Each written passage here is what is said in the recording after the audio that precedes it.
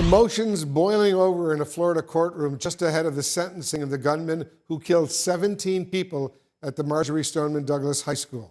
CNN's Carlos Suarez has been covering this trial since the very beginning. Carlos, today was not about changing the gunman's sentence. It was about the victims' families getting a chance to address him. Tell us about what they said in court. That's exactly right. Wolf. There was a great deal of anger out here, understandably so. Much of that anger was directed at Nikolas Cruz, but some of it was set aside for the jury as well as Nikolas Cruz's defense attorneys. The Parkland school gunman will be sentenced tomorrow to life in prison, but he must first hear from survivors and the families of those he killed in 2018. You took away an angel that day. That could have made a difference in society. You stole him from us, and you did not receive the justice that you deserved.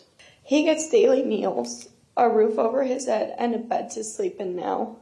My sister's roof is 6 feet of dirt, and her bed is a coffin.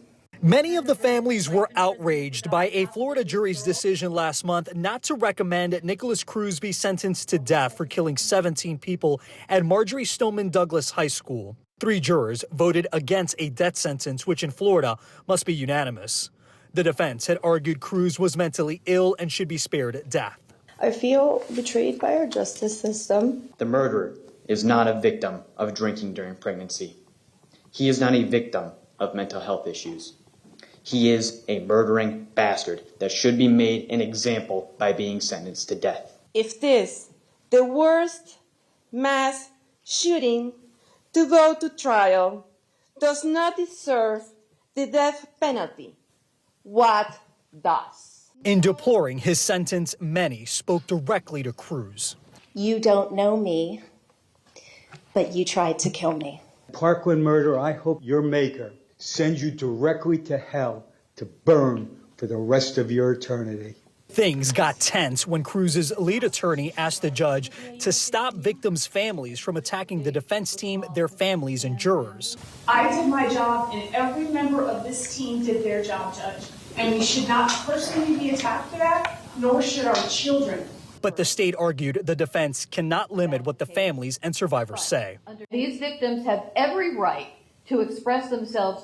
After a brief recess, the defense team again brought up the verbal attacks, even making a reference to the judge's children. Judge, I can assure you that if they were talking about your children, you would definitely notice. You need to sit down right now. You're out of line.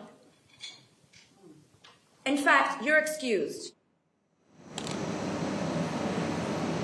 Nikolas Cruz showed no emotion in court. He stared at every single speaker today and showed, again, zero emotion in all of this. His attorneys, they do not expect him to say anything tomorrow when we hear from more of the victims, and then the judge will sentence him to life in prison without parole. Wolf? Carlos, did the judge address the families? No, the judge did not take any actions against the family. The defense attorneys, they again tried to raise their objections to some of the comments that were made by some of the family members. The judge, however, was not having it. She said that they had every right to be there and say whatever they wanted. And at one point, she asked one of Nikolas Cruz's attorneys to go ahead and leave the courtroom.